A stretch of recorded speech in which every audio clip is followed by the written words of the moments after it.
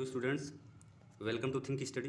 बच्चों, आज हम बात करेंगे अध्याय 5 जीवन की मौलिक इकाई के अंतर्गत कोशिका भित्ति के बारे में। कोशिका भित्ति यानी कि सेल वाल। तो जैसा कि नाम से ही स्पष्ट है, सेल वाल मतलब कोशिका की दीवार। तो अब हम ये समझते हैं कि कोशिका भित्ति होती क्या है। स्टूडेंट्स, यह पादप कोशिका की यानी पौधे की कोशिका की सबसे बाह्य परत होती है, जो कि प्लाज्मा झिल्ली या कोशिका झिल्ली को घेरे रहती है। नेक्स्ट पॉइंट की अगर हम बात करें तो कोशिका भित्ति जो होती है कठोर होती है, मजबूत होती है, मोटी तथा सरंध्र होती है। सरंध्र मतलब इसमें छोटे छोटे छिद्र पाए जाते हैं जिनको हम रंध्र कहते हैं। तथा एक ऐसी संरचना है, कोशिका भित्ति इसके साथ ही अजीवित संरचना है, यानी कि इसमें जीवन नहीं होता, यानी कि ये जीवित कोशिका का हिस्सा नहीं है। तो कोशिका भित्ति जो है सेलुलोज की बनी होती है। कोशिका भित्ति किसकी बनी होती है? सेल्यूलोज की।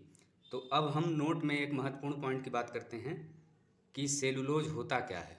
स्टूडेंट्स, सेलुलोज जो होता है एक जटिल रासायनिक पदार्थ है जिसका काम क्या है कि पौधों की कोशिका को संरचनात्मक दृढ़ता प्रदान करता है, या पौधों को सेलुलोज जो है संरचनात्मक दृढ़ता प्रदान करता है। अब हम बात करते हैं कि कोशिका भित्ति का कार्य क्या है। तो कोशिका भित्ति के कौन कौन से कार्य हैं? सबसे पहला कार्य कोशिका को संरचनात्मक दृढ़ता प्रदान करना। कोशिका भित्ति का पहला कार्य क्या है? कोशिका को संरचनात्मक दृढ़ता या कठोरता प्रदान करना। दूसरा कार्य क्या है? कोशिका भित्ति चूंकि सरंध्र होती है, यानी कि इसमें रंध्र पाए जाते हैं, जिसके कारण यह विभिन्न अणुओं को अपने आर पार आने जाने देती है। तीसरा कार्य क्या है? कोशिका भित्ति में मरम्मत करने तथा पुनर्जनन की क्षमता होती है, यानी पौधे की कोशिका भित्ति कहीं से क्षत विक्षत हो या नष्ट हो जाए तो क्षत विक्षत अगर कोशिका भित्ति होगी तो वो अपनी मरम्मत खुद कर लेगी। पौधे के तने पे कहीं से अगर हम कोशिका भित्ति को काट दें तो उसकी जगह पर नई कोशिका भित्ति उत्पन्न हो जाएगी। तो यही हो गया पुनर्जनन। चौथा कार्य क्या है? कोशिका भित्ति जो होती है यह पादप कोशिकाओं, कवकों तथा बैक्टीरिया इनमें जो है परिवर्तनीय माध्यम को आसानी से सहने की क्षमता प्रदान करती है। किसमें? पौधों में, कवक में और बैक्टीरिया में।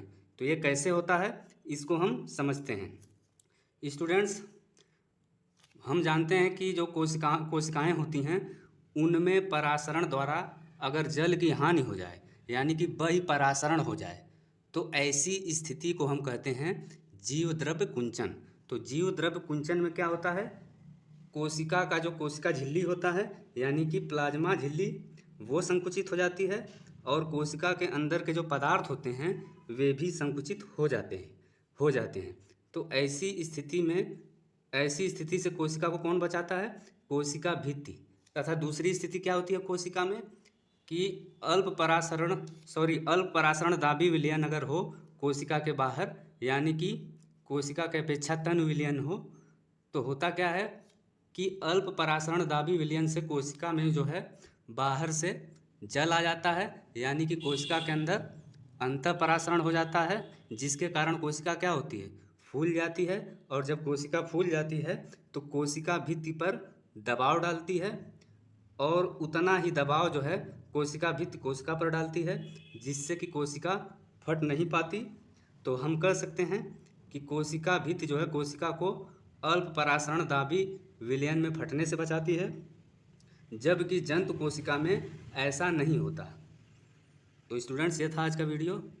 Thanks for watching.